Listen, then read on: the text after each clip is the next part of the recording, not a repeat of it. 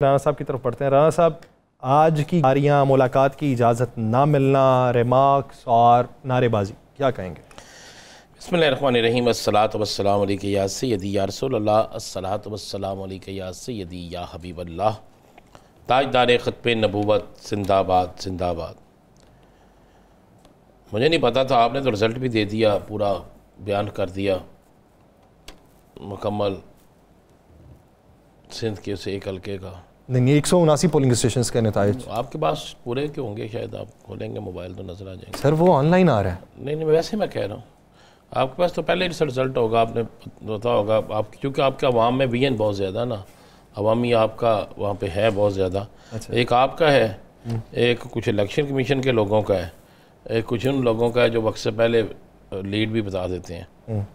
ये पढ़े लिखे लोग होते हैं ना, जिनको बहुत ज़्यादा इल्म होता है। गैजेट से जो मेरे पास रिज़ल्ट है फार्म 45 के मुताबिक, वो बिल्कुल चेंज है। उसमें वो जो मुत्तहिदा जमातों के उम्मीदवार हैं वो एक बहुत बड़ी लीड से जीते हुए हैं। अगर 500 वोट अगर एक पोलिंग स्टेशन से एक को पड़ा है तो 11 वोट एक को पड़े, ये आप अंदाज़ा लगा लें। बहुत से पोलिंग स्टेशनों का रिज़ल्ट जो है ये मेरे पास है, लेकिन चूँकि आपके इल्म में इजाफा है मैं इसलिए उसके आगे बोल नहीं सकता। मैंने तो सर वो बात की जो इस वक्त गर्दिश कर रही है, मैंने अपनी तरफ से बात थोड़ी की। गर्दिश करती बातों पे गौर ना किया करें, गर्दिश करती बातें जो होती है ना ठीक आगे। तो यहाँ से बात बड़ी सिंपल सी है जी। पहले बात कर लेते हैं तो उस गिरफ्तारी की जी, ज़ेर हिरासत।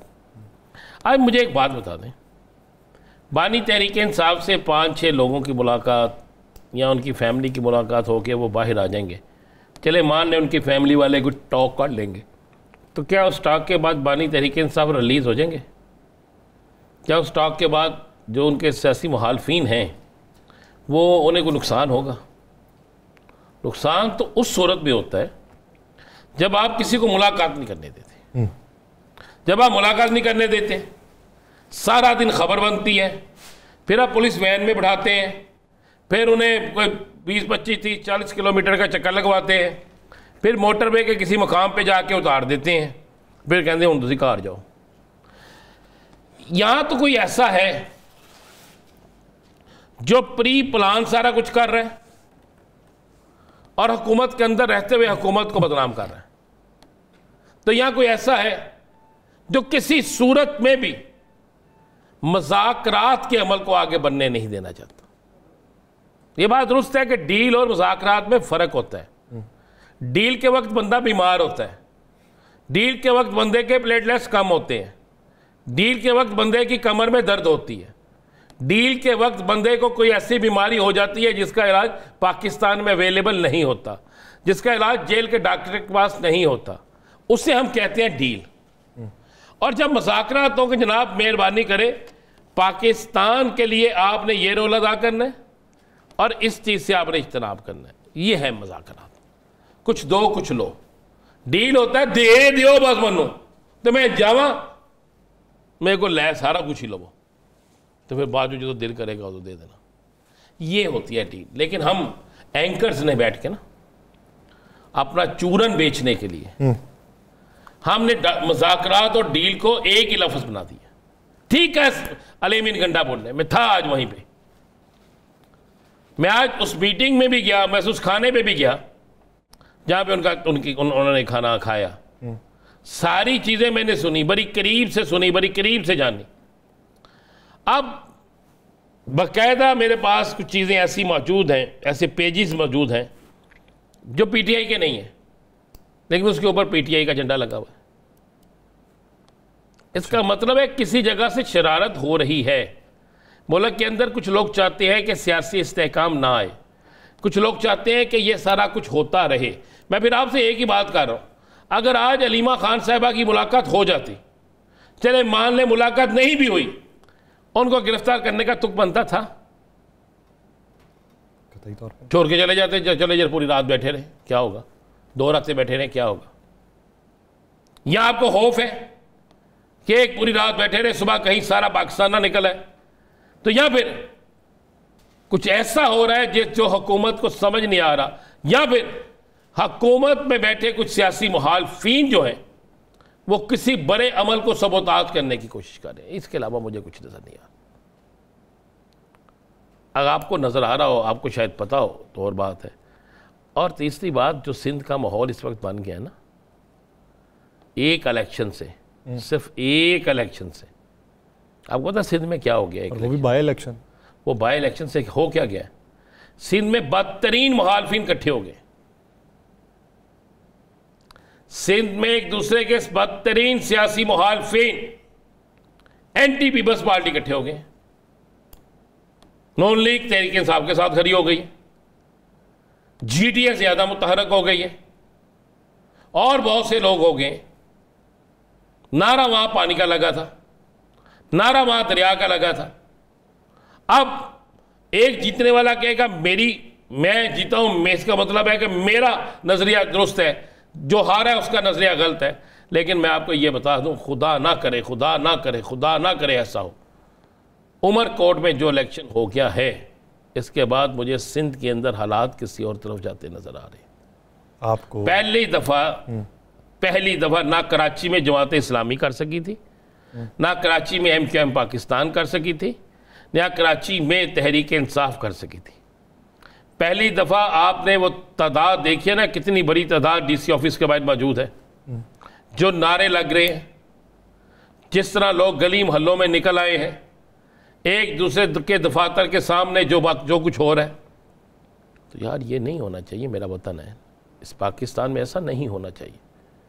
इलेक्शन, अगर एक सीट कोई हार जाता तो क्या फ़र्क पड़ता, या अगर एक सीट कोई जीत जाता तो क्या फ़र्क पड़ता? इससे इलेक्शन इतना मुतनाज़ा हो जाएगा। आपको ये 8 फरवरी से मुख्तलिफ लग रहा है? बिल्कुल नहीं लगा, बिल्कुल नहीं लगा। लेकिन हालात 8 फरवरी से मुख्तलिफ हो गए।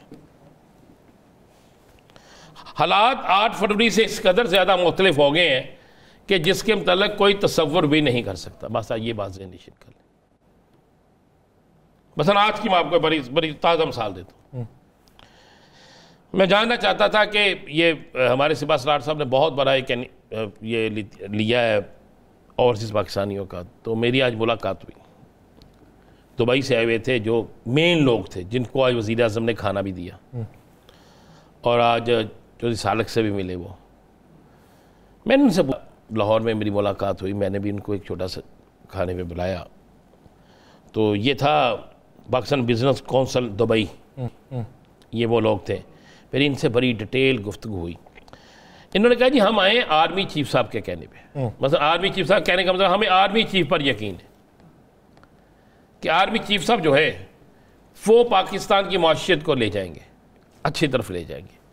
उसने कहा हम यहाँ पर इतना इन्वेस्ट करने के लिए तैयार हैं, इतने मुआहदे करने के लिए तैयार हैं जिसकी इंतहा कोई नहीं। उसने कहा हमने पाकिस्तान की बेहतरी के लिए जो कुछ हमसे हो सकता है वो करेंगे। देख बड़े बड़े नाम थे। उन्होंने कहा लेकिन हमें ये चाहिए कि लॉन्ग टर्म पॉलिसी, उसका तसलसल और हकीकी इज्जत चाहिए हमें। ये वो चीज़ें उन्होंने कहा अगर आप हमें फराहम कर दें। उन्होंने कहा फैसला कर लें क्या जो आज हम मुआहदा करेंगे, नई आने वाली कोई हुकूमत उस मुआहदे को नहीं तोड़ेगी। हमें यहाँ पे सियासी इस्तेहकाम चाहिए, हमें यहाँ पे मुआशी इस्तेहकाम चाहिए।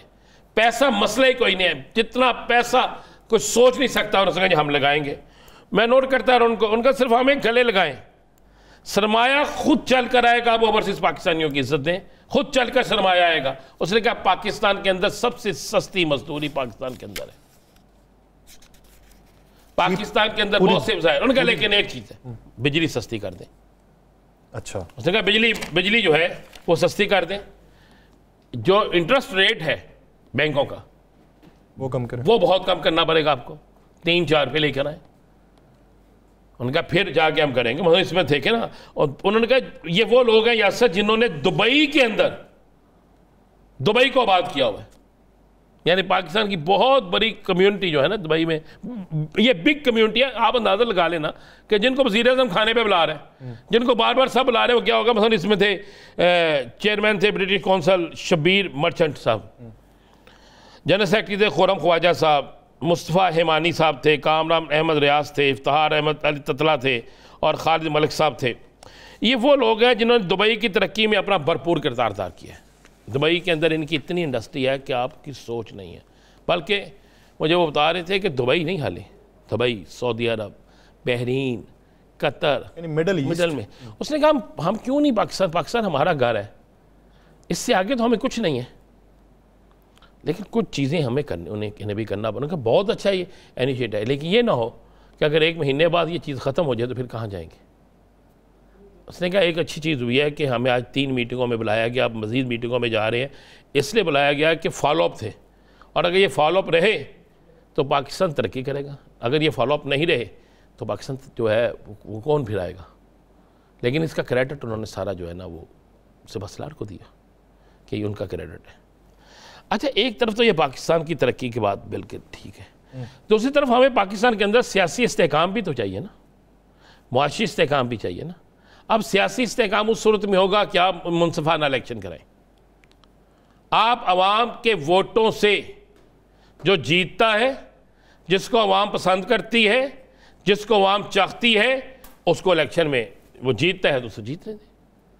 और अगर आप ये कर दें कि जनाब जो उमरकोट में या किसी और जगह शोर मचा हुआ है, मुझे नहीं पता, हम नहीं ना आप कह सकते ना मैं कह सकता कौन जीता या कौन हारा, लेकिन कोई एक जो शोर मचा हुआ है, अगर उनके पास डॉक्यूमेंट्स हैं फिर उनके हक में फैसला दें, अगर उनके पास डॉक्यूमेंट्स नहीं हैं तो जो जीता हुआ फिर उनको देना चाहिए। और बाकी ये भी सिलसिला ख़त्म होना चाहिए। अगर आप नहीं मिलने देना चाह रहे हैं अलीमा ख़ान को, नहीं मिलने देना चाह रहे उनकी बहनों को, तो आपके पास अदालत का दरवाज़ा, अदालत में लिख के दें कि जनाब इन मिलने से कोई फसाद बर्पा होता है या इनके मिलने से कोई प्रॉब्लम पैदा होती है।